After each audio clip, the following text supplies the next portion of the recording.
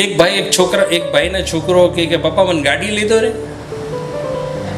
કે બેટા હજી તું 22 વર્ષનો છો, કોલેજના 4થા વર્ષમાં હજી આવ્યો છો, તું તારે ગાડી શું કરવી છે? તો મને બહુ શોખ છે.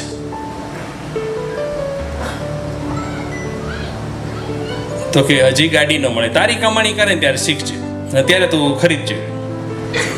ત્રીજે દિવસે છોકરો મર્સિડીઝ બેન્ઝ લઈ આવ્યો. એટલે બાપા કે તો શું કર્યું, ચોરી કરી લગી? તો કે નહીં, મેં ખરીદી છે. તો કે મર્સિડીઝ બેન્ઝ ખરીદવાના તારી પાસે પૈસા ક્યાંથી આવ્યા? તો કે 150 રૂપિયા મળી. કે ગાંડા કાઢીશ, કાં તું ગાંડો થઈ ગયો કાં મને ગાંડો સમજેશ. 150 રૂપિયા Mercedes Benz second hand third hand એનો આવે, તો તું લાવ્યો કેવી રીતે? તો કે નહીં, ખરેખર મેં ખરીદી બાપા, આલ્યો ડીલના કાગળિયા, અને ખરેખર એના નામની ગાડી. એટલે કે ચાલ મારી સાથે, કાંઈક તો લોચો છે. 150 રૂપિયા મર્સિડીઝ બેન્ઝ કોઈ આપણે માની જ ન શકીએ કે ઇટ્સ નોટ પોસિબલ. એટલે એના છોકરાને લઈને ગયા કે કોણે વેચી તને? તો ગયા ને, તે મોટો બંગલો હતો આલિશાન, એમાં એક યુવાન સ્ત્રી બેઠી હિચકતી હતી. એટલે એના પપ્પા છોકરાને લઈને ગયા કે તમે મારા છોકરાની ગાડી તમે વેચી? તો હા, મેં જ વેચી છે. કે 150 રૂપિયામાં? તો કે હા, 150 રૂપિયા.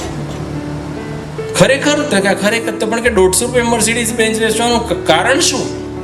તો જો મારા પતિ છે ને આ અઠવાડિયે બેંકોક ગયા છે, મારે જવાની બહુ ઈચ્છા હતી, મેં એટલો આગ્રહ કર્યો તો ન લઈ ગયા. મને એવી દાજ ચડી છે ને કે વાત પૂછો. એમાં એનો ત્યાંથી ફોન આવ્યો કે તું મને આટલા પૈસા મોકલ. તો કે મેં કીધું પણ મારા તો એક ખાતાનું મારું ચાલતું નથી, બધી સહી તમારી જ છે, તો હું કેવી રીતે? તો કે તો આપણી મર્સિડીઝ વેચીને મોકલ, એ વેચી દે અને મને પૈસા મોકલ. એટલે મેં વેચી દીધી, ભલે 150 જે કરવું એ કરે.